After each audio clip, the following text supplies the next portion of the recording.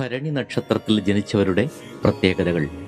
വിശാലമായ നെറ്റിത്തടവും മനോഹരമായ കണ്ണുകളും ഭരണി നക്ഷത്രത്തിൽ ജനിച്ചവരുടെ പ്രത്യേകതകളാണ്. ആരോഗ്യകാര്യങ്ങളിൽ ഇവർ മുൻപന്തിയിലാണ്. സ്വതന്ത്രമായ സ്വഭാവമാണ് ഇവർക്കുള്ളത്. പെട്ടെന്ന് കോപിക്കുന്നവരാണ് ഭരണി നക്ഷത്രക്കാർ. വെള്ളത്തിൽ ഈ നാളുകാർക്ക് ഭയമുണ്ടാകും.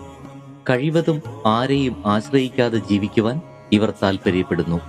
ഏത് ജീവിതാവസ്ഥകളിലും അത് ഉൾക്കൊണ്ട് മുന്നോട്ടു പോകുവാൻ ഭരണി നക്ഷത്രക്കാർക്ക് കഴിയുന്നു.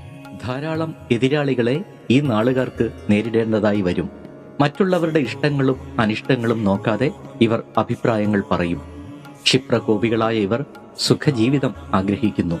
മറ്റുള്ളവരെ തൃപ്തിപ്പെടുത്തി സംസാരിക്കുന്ന സ്വഭാവം ഭരണി നക്ഷത്രക്കാർക്ക് ഇല്ല. 30 വയസ്സിന് ശേഷമാണ് ഇവർക്ക് ശ്രേഷ്ഠമായ ഒരു ജീവിതാവസ്ഥകൾ ഉണ്ടാകുന്നത്.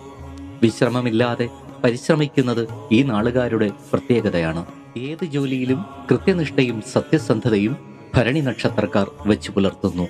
മറ്റുള്ളവരുടെ ക്ഷേമത്തിലും ഐശ്വര്യത്തിലും സന്തോഷം കൊള്ളുന്നവരാണ് ഭരണി നക്ഷത്രക്കാർ. ഈശ്വരഭക്തിയും ധർമ്മനിഷ്ഠയും നീതിബോധവും ആജ്ഞാശക്തിയുമൊക്കെ ഈ നാളുകാരുടെ പ്രത്യേകതകളാണ്.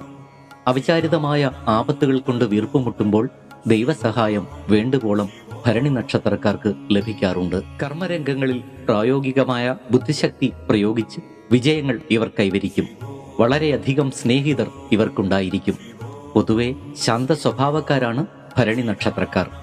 ജീവിതത്തിൽ പല വിധത്തിലുള്ള പരിവർത്തനങ്ങൾക്കും ഇവർ വിധേയരാകുന്നു. സുഖദുഃഖങ്ങൾ ഇവരുടെ ജീവിതത്തിൽ മാറി മാറി വന്നുകൊണ്ടേയിരിക്കും. മറ്റുള്ളവരുടെ കുറവുകളും പോരായ്മകളും ഇവർ ശ്രദ്ധിക്കും. കലാബോധം ഉള്ളവരാണ് ഭരണി നക്ഷത്രക്കാർ. മറ്റുള്ളവരുടെ അഭിപ്രായമനുസരിച്ച് സ്വന്തം അഭിപ്രായത്തിൽ മാറ്റം വരുത്തുവാൻ ഇക്കൂട്ടർ തയ്യാറാവുകയില്ല. അതുകൊണ്ട് എല്ലാവരുമായി യോജിച്ചു പോകുവാൻ ഇവർക്ക് സാധിക്കുകയില്ല. അഭിമാനബോധം കൂടുതലായിരിക്കും. പരിശ്രമത്തിനൊത്ത ഫലം ഇവർക്ക് ലഭിക്കാറില്ല. നീതിയുടെയും നേരിന്റെയും പക്ഷത്താണ് ഭരണി നക്ഷത്രക്കാർ എപ്പോഴും നിൽക്കുക. സാമ്പത്തികമായി ഉയർച്ച പ്രാപിക്കുമെങ്കിലും പരിശ്രമത്തിനനുസരിച്ച് വിജയം ഉണ്ടാകണമെന്നില്ല. മനുഷ്യഗണത്തിൽപ്പെട്ട ഭരണി നക്ഷത്രത്തിന്റെ മൃഗം ആനയാണ്. പക്ഷി പുള്ള്, വൃക്ഷം നെല്ലി, രത്നം ഇന്ദ്രനീലം, വെൺപവിഴം. ദേവതകൾ ഭദ്രകാളിയും യമൻ.